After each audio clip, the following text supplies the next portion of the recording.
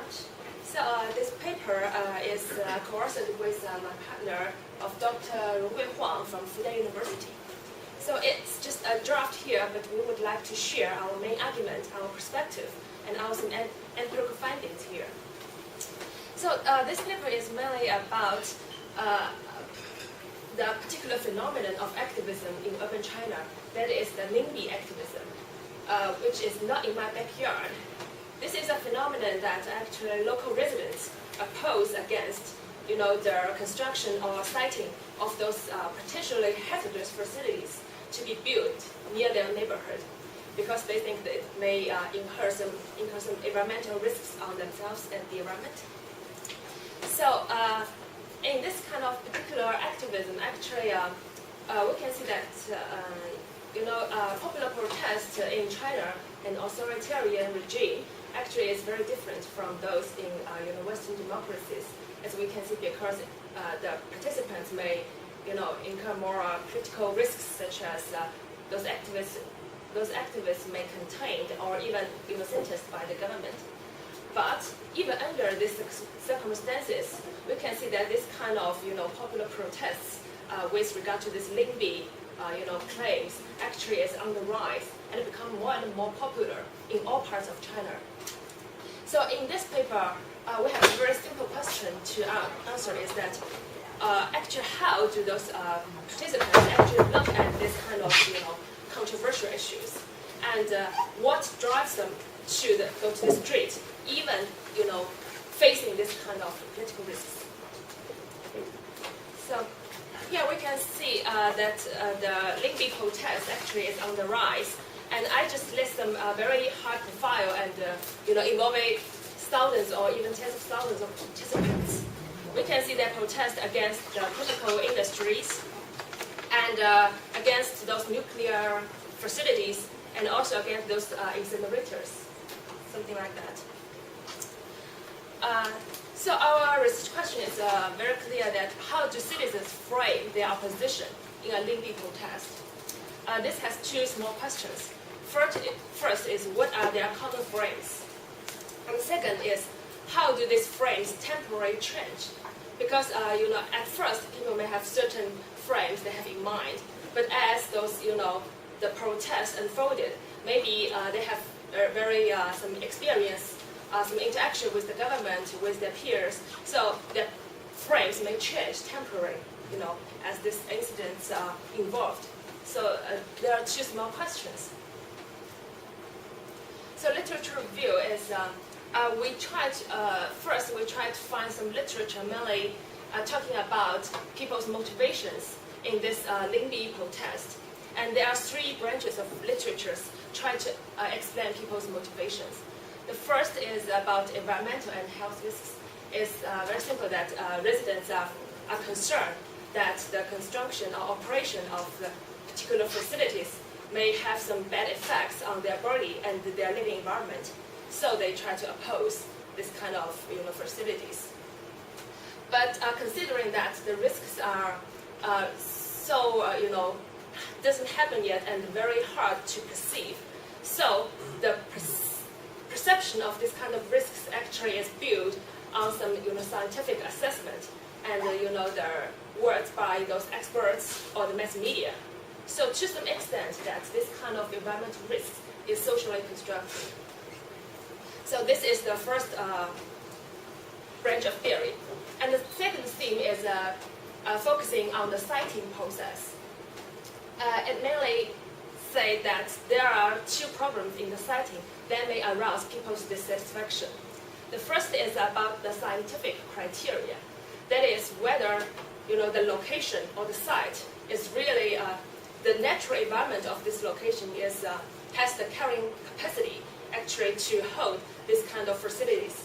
This may include whether the air, whether the water, whether the ground surface is suitable to build this kind of facilities. So that is mainly about those scientific and technical criteria. And the second criteria of siting has more thing to do with environmental justice. This is more common in U.S. literature, which argues that the allocation of these unfavorable facilities has been disproportionately, planned in those economically and socially disadvantaged universities, disadvantaged communities, which means that maybe the poor have to, bear more from this public beds. So there are two problems of citing. And another literature from the public policy actually emphasizes on the policy process. That is how the government actually make this policy and whether this policy actually engage, the participation of the public. So this kind of literature highlights two elements here. The first is about the information. So whether the company or the government actually disclose enough information, such as the environment impact assessment report, something like that, to the citizens or to the NGOs, so that people can have a better understanding of these facilities and the potential risks they may face. And the other is about that maybe the government does not have enough official participation channels for those residents or citizens to voice their opinions. So in this case, if maybe if they do not have these official channels, to make their voices heard, they may find other ways, or sometimes even very contentious ways, to express their opinions.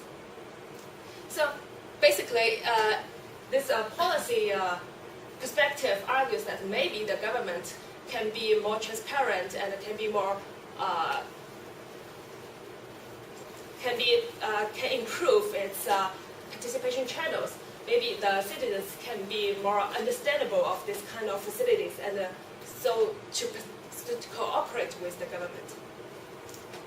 So, but after doing all the field work and seeing all the empirical findings, we find that the existing three explanations are not enough to fully understand the Lingbi, the dynamics of Lingbi protests in China. So in this case, actually, we refer to another kind of literature, that is the literature of social movement. And to be more specific, the literature of discursive field and discursive opportunity structure.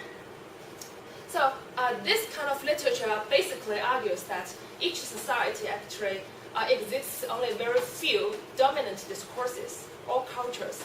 And this dominant discourses or cultures actually will have its influence on some particular social movements.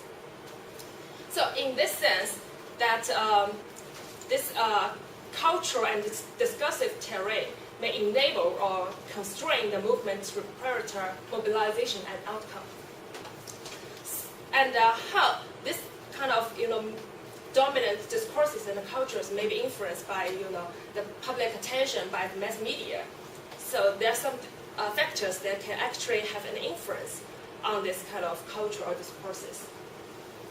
So in the light of this, actually our main argument is that maybe the framing of the Lingbi protest is not confined to a particular controversial per se.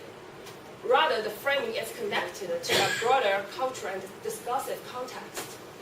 And to be more specific, here we would like to argue that in addition to environmental risk, citing criteria, and the policy process of public participation, maybe Lingbi framing is also geared towards general discontent with local government. So to better elaborate our argument, we would like to resort to the case of Kunming. It is about an anti-PX protest. That is, PX is a kind of toxic element in the production of those chemical elements. So this is basically a protest against a chemical plant in Kunming. Kunming is the capital city in Yunnan province. First, the Petro China, a very powerful company which directly affiliated to the central government, is planned to build an oil refining project in Anning, which is 45 kilometers away from Kunming, the capital city of Yunnan province.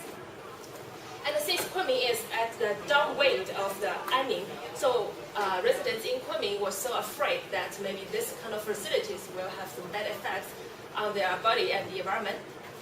So on February the 6th, actually, this is the first time the local media, the Kunming Daily, reported that the project was already approved by the National Development and Research Committee, which means that it already got all the license it needed and can be, put into some construction. And after that, maybe local residents began to show their concern about this environmental and health risks. And then after about a month, the Kunming municipal government held a press conference stressing that the project has met all the national standards and the people have nothing to worry about. And then on April the 18th, local environmental NGOs actually conducted some field research at the place of Anning, and they demanded to disclose the environmental impact assessment report. But this request was rejected by the local government because they say this whole project has some relation to the national securities, national secrets, and the national strategy, so it cannot be disclosed to the public. So then after that, actually, the kind of discontent and opposition against this project has been widespread, both online and in real life. And finally, on May the 4th, 3,000 residents protested at the city center of Kunming against this project for the first time. And then after the first protest, the local government did a lot of stuff, to hold some public hearings and do some, discussions with some people concerned. But no consensus was reached. And then on May the 16th, the residents protested against this project for the second time. This is a very basic timeline